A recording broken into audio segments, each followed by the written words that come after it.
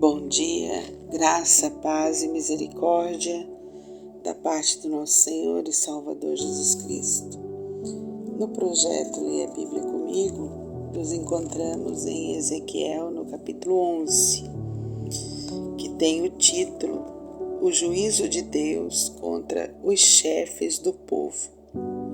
Vamos à leitura? Então o Espírito me levantou e me levou à porta oriental da casa do Senhor, a qual olha para o oriente. À entrada da porta estavam 25 homens. No meio deles vi a Jazanias, filho de Azur, e a Pelatias, filho de Benaías, príncipes do povo. E disse-me: Filho do homem, são estes os homens que maquinam vilezas e aconselham perversamente nesta cidade. Maquinam vilezas significa a politicagem, né? Eram os líderes da cidade que confiavam na política, na politicagem, ao lugar de confiar em Deus. Verso 3. Os quais dizem: não está próximo o tempo de construir casas. Esta cidade é a panela e nós a carne. Portanto, profetiza contra eles. Profetiza, ó filho do homem. Caiu, pois, sobre mim o Espírito do Senhor e disse-me: Fala, assim diz o Senhor. Assim tendes dito, ó casa de Israel, porque quanto às coisas que vos surgem à mente, eu as conheço. Multiplicastes os vossos mortos nesta cidade, e deles enchestes as suas ruas. Portanto, assim diz o Senhor Deus: os que vós matastes e largastes no meio dela são a carne, e ela a panela. A vós outros, porém, vos tirarei do meio dela.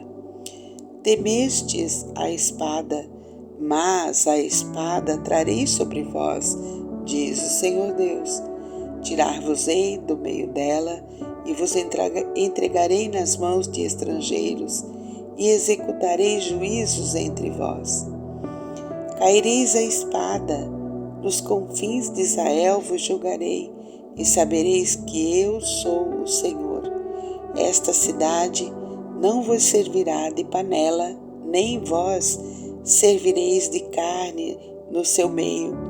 Nos confins de Israel vos julgarei, e sabereis que eu sou o Senhor, pois não andastes os meus estatutos, nem executastes os meus juízos, antes fizestes segundo os juízos das nações que estão em redor de vós.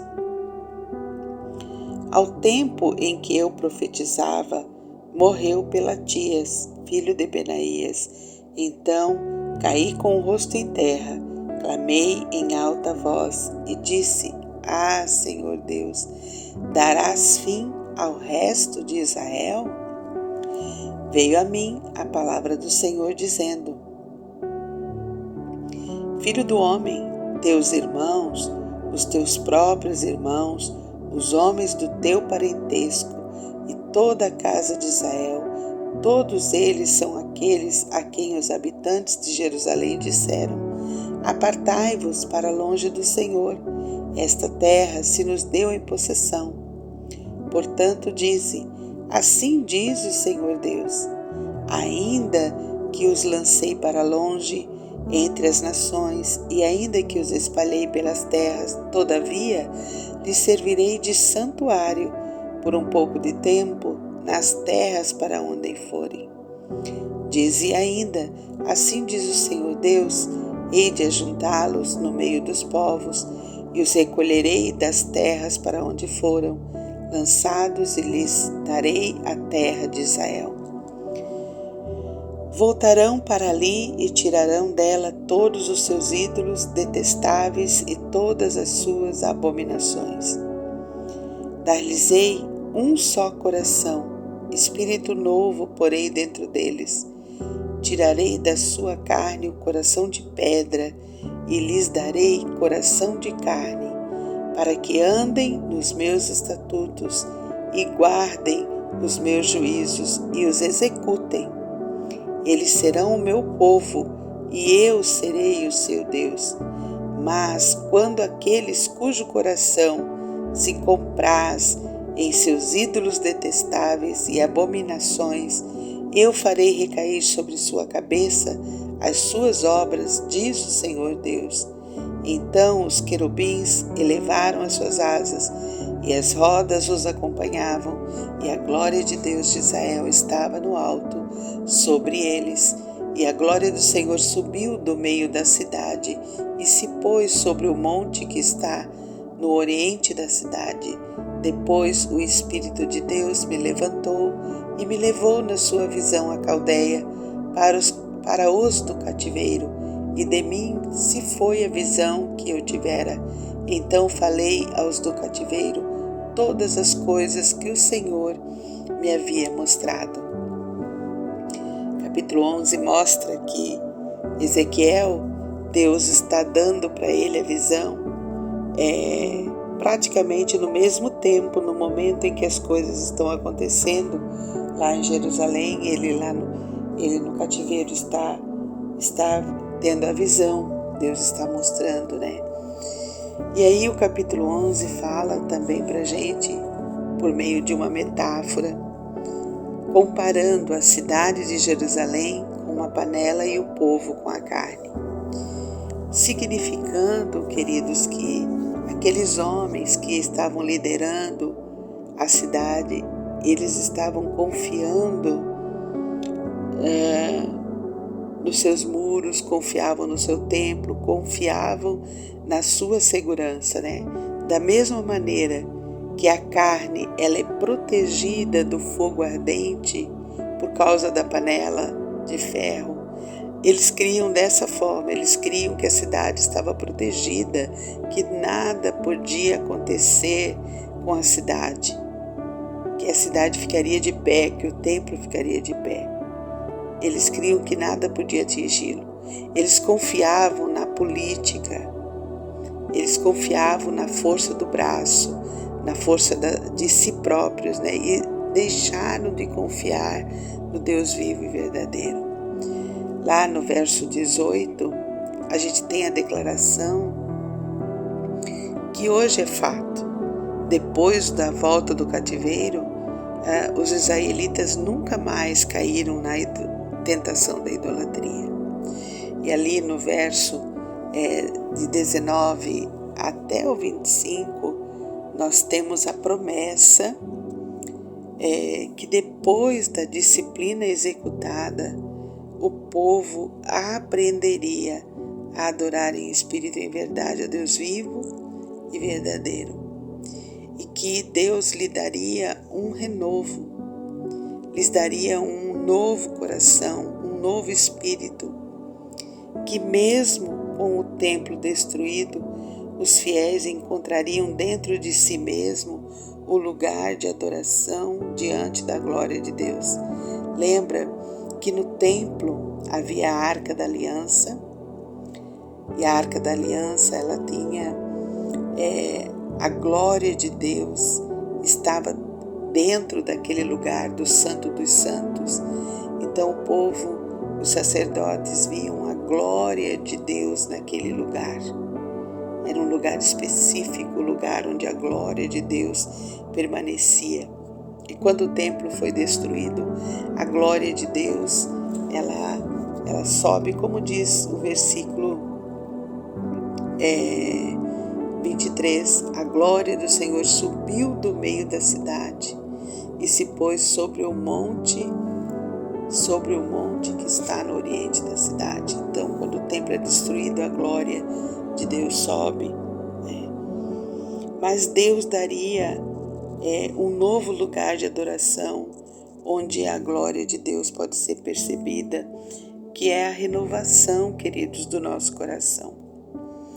E a renovação do nosso coração nada mais é do que a vontade intensa genuína de amar e servir a Deus, de ficar em comunhão com Ele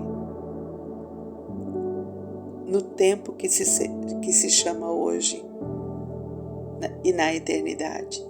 Então, o renovo, ele acontece dessa forma, quando a nossa vontade, ela se volta para servir e amar a Deus e ficar em comunhão com Ele.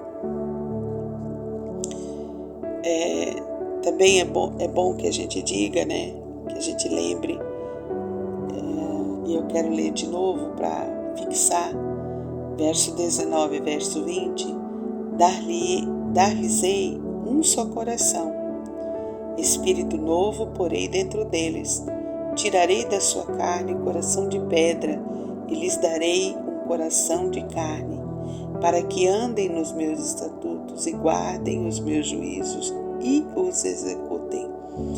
Não basta só guardar, precisa executar os estatutos do Senhor, os preceitos, né? A palavra de Deus. E esse coração novo e tirar o coração de pedra, né? O coração de pedra, queridos, é esse coração obstinado ao pecado, pronto a viver desobediente, pronto a viver contra os preceitos divinos. E o coração de carne é esse coração quebrantado, esse coração que se quebranta, esse coração que, quando é confrontado por Deus pela palavra, encara o seu pecado, confessa o seu pecado, né? Porque nós temos a chave em 1 João, capítulo 1, versículo 9. Se confessardes os vossos pecados, Ele é fiel e justo para vos perdoar os pecados e vos purificar de toda a injustiça. E todo o capítulo, principalmente no verso 5, tá?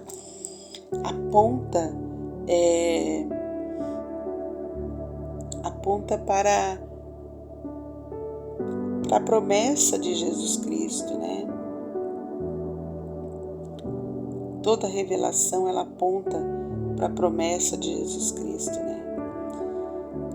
Se a gente quer assimilar esta palavra, a gente precisa ter comunhão com Deus, precisa se ligar, né, plenamente com a figura central da Bíblia. E a figura central da Bíblia é Jesus Cristo, o único e suficiente Salvador das nossas vidas, né? Então, um novo coração se dá quando nós nos encontramos com esse Jesus que nos ama e que nos salvou por intermédio do seu sacrifício na cruz.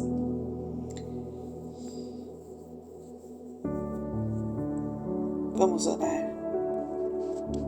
Querido e bondoso Deus, nós te louvamos, Pai. Obrigada pela tua palavra, obrigada pela promessa de que o Senhor nos dá um novo coração e coloca dentro de nós um espírito novo, não mais um coração de pedra, obstinado ao pecado, mas um coração de carne, pronto a obedecer, pronto a quebrantar, pronto a amar e servir o Senhor.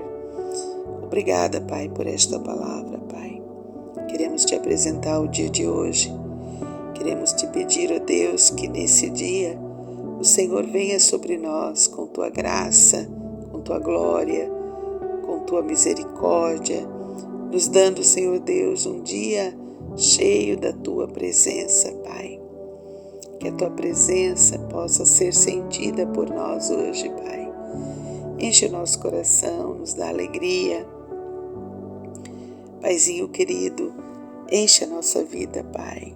Hoje é o dia de cultuarmos o Senhor, o dia de te adorarmos, dia de reflexão, dia de aprendizado, dia que podemos parar e olhar para o alto e olhar para a glória do Senhor sobre o templo das nossas vidas. Então, ó Pai querido, vem sobre nós com tua boa mão, nos dando, Pai, este sentimento, um só coração, sentindo a Tua presença grandemente, Pai.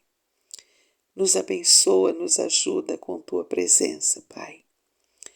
Quero, Senhor Deus, orar por este amigo, por esta amiga, quero orar por esse irmão, por essa irmã que me ouve nesse dia. Enche, Pai, o coração dela também das certezas da Tua palavra, da presença do Senhor, da graça do Senhor. Venha, Deus querido, com providência sobre a vida desse querido, dessa querida, Pai. Trazendo, Deus, soluções, trazendo, Pai querido, Teu conforto, Teu consolo. Enche o coração dos meus amados, Pai. Em nome de Jesus, Deus, nós te pedimos a Tua bênção. Te pedimos, ó Pai querido, que o Senhor nos ajude, Pai. Nos ajuda no dia de hoje, Pai. Sê conosco no dia de hoje, Pai. É o que nós te pedimos no nome santo de Jesus. Amém, Senhor.